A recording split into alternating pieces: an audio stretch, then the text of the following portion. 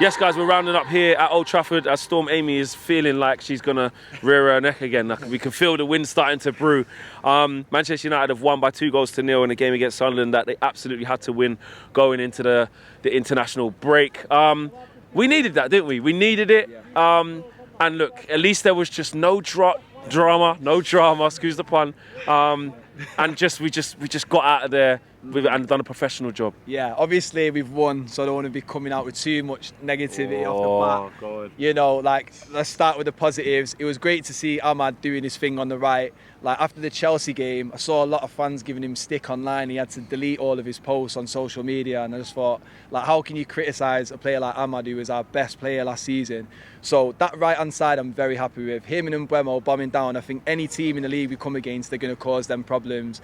Sesko as well, holding up the play. It did seem like, you know, now that we've got rid of Onana and we've got LAMMENS in, it's like, maybe it's because his first game, he's just playing it safe, but it just seemed like a lot of route one to Sesko. But hey, if it works. It worked. And they were good, but they were like kind of good quality balls if in a weird way. Yeah, like. And he's getting little flick-ons, and it's like, hey, I've seen so many games at Old Trafford where we give it to Onana, he looks clueless, passes it to the defender, passes it back, and then he does it anyway. Yeah. So we might as well get, if that's going to work for us and kind of take the pressure off us a bit, I'm happy to see that. Obviously I know there's a couple guys, so I'm not going to waffle for too long. Yeah. But the one thing that like did concern me was the second half is like that gap in the midfield. Like, again, like, obviously, you know, we created a lot of chances first half, and that was good to see. But it is concerning to see, like, no matter what team we play, they can dominate us in the midfield. How much of that do you think was, because what people haven't really spoke about a lot is that Regis Lebris changed the formation because he took off Adingra, and then they went to a back five, back three. Yeah. And from that point, it was 2-0. Do you see that as a game management and we saw the game out, or do you see something in there where it's like they went a little bit more solid and then we weren't able to really make chances? I guess both of them is true. Like, game management, we won the game, that's the most important thing. But maybe just because of, like, it's PTSD from all the games when we've just been smoked. Don't concede now. We've just been smoked so many games. I just think against a better team, we got Brighton at home in 2 weeks, and we get touched by them every single time. It just makes me think, against a half-decent team, that level of space, that level of control in the midfield, because we can't really keep the ball for more than a minute. Like, how are we going to get on? But, hey, we got the win today. Yeah. Good performances from Sesko, Ahmad as well. I was worried, you know, he had the family bereavement, deleted all his posts off social media. I was worried that it might affect him, but he looked great. Sesko and also Mount, I was impressed with. Yeah, when he started over Cunha, I'm thinking, like, you know, really, we've just spent 62 mil, but he fully proved, like, Amarin's selection completely right. And we forget that Mason Mount is a £60 million player himself. We forget that. He's our number 7, bro. Bro, listen, I know you always see the positive side of things and, you know, the calmer side of things, to be fair, even when we're in the trenches. Yeah, and to be fair, the team was positive enough for you to not have to come out here to be like, listen, guys, calm down, because, like you said, like you just said there, we did win, and we got out there with a clean sheet.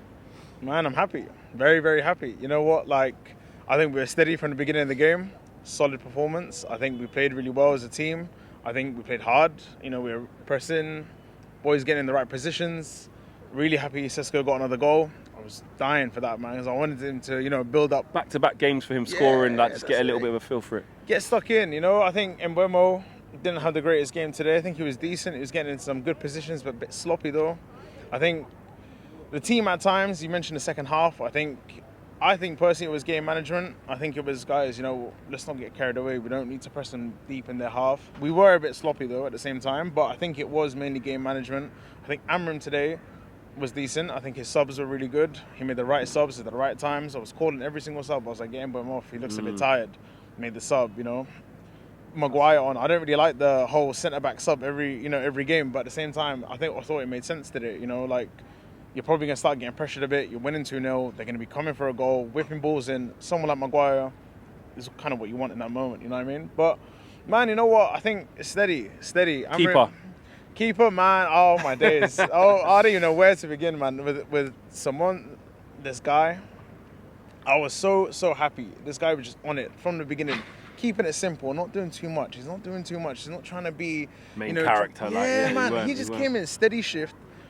Coming out, collecting the crosses, good distribution, man. I was very happy with that because I didn't know much about that part of his game. Yeah, same with both feet as well. Yeah, I swear, until I saw a goal kick, I didn't know what foot he was. He willingly kicked it with his left foot. Put Left, it onto that right, side. left, right. I was like, and they were landing. And man, Sesko today, man, that's my guy, man. That's my man of the match today, man. I was happy with him today, man. And it's good to see him get involved in it. I mean, Sesko, Tabs, he, obviously you can say, tapping, it doesn't matter. That's what you get your striker for, Fox in the box to finish off chances. But then he started to express himself, started to link play, started to have a little bit of swagger. Yeah, he's good on those, Joe, jumping in the air as well to knock it onto Mbeumo running in behind. For me, Sesko was my man of the match as well. He needed that Old Trafford goal first. I was here for Bruno's first Old Trafford goal, here for his last 100th. Wolves? No, against for the 100th goal. He was here for the first. Oh yeah, penalty against Watford. Yeah. Here for the 100th against Chelsea, and I'm here for Sesko's first, and I'll be here for Sesko's 100th as well. Landmarks. Yeah, you only deal in landmarks. Yeah, exactly, bro, exactly. No, but Mason Mount as well. He was good today, man. Yeah, because seeing him on the team sheet, I wanted Cunha to start. I wanted to see that Cunha and Mbeumo, Sesko front three. But Mount was top as well, just his pressure, his energy. I've always said before, Mount tends to do a lot of things without doing anything, if that makes sense. Yeah. But today he actually delivered that goal, taking Really it cool. down with his left foot, then first touch right, just quick reactions, just a quick instep.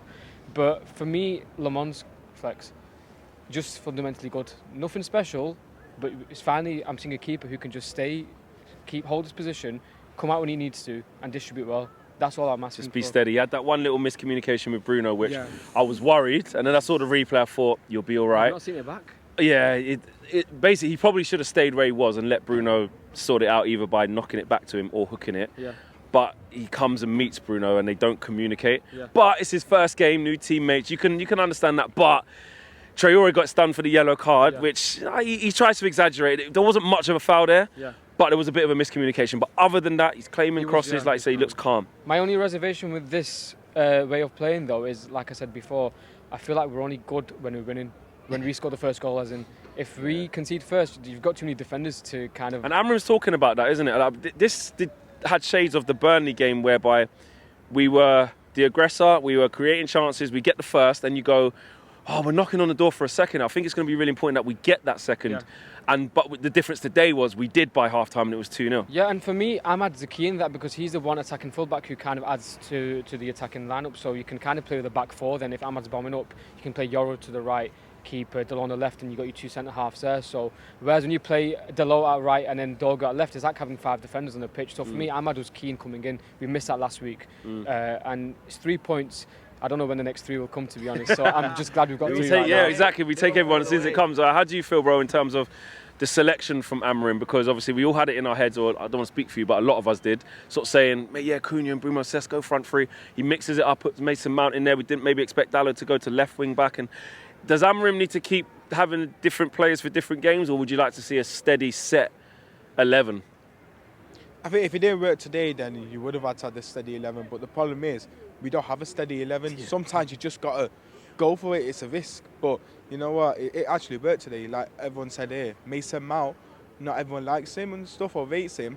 But today he got the goal, and it was a good goal as well. The way that he was able to control the ball and then score it, it was brilliant. Yeah. But I was glad that LAMMENS had a chance to play because we've signed him.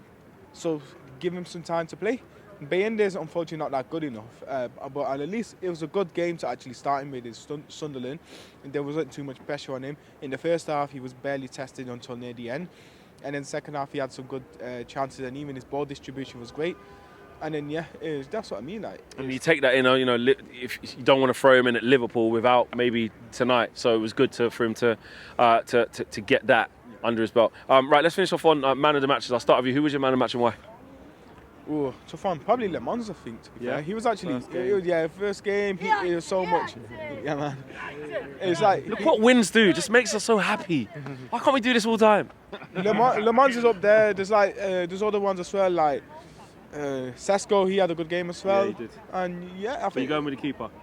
Probably, because to be fair, like, if it was Bayende or Onana, we would have been too worried. And then there was points of the game where LAMMENS actually got the ball. But then if it was the other goalies, he might not have had that chance. Yeah. Okay, so we've got a man of the match vote for Sonny LAMMENS on his debut. Are you going with that? You got someone different? Yeah, I was going to say Sesko, but only because we fizzled out in the second half. And the outfield side of things, I'd go with LAMMENS because I think it's our first clean sheet since the Villa game back in May. I think it is. Yeah, that was the last one, isn't it? Yeah, the Villa game. Yeah, so first clean sheet of the season, and he looked composed, so I'd give it LAMMENS as well. LAMMENS. Okay, that's 2 for LAMMENS. Have you got the same, or you got something different?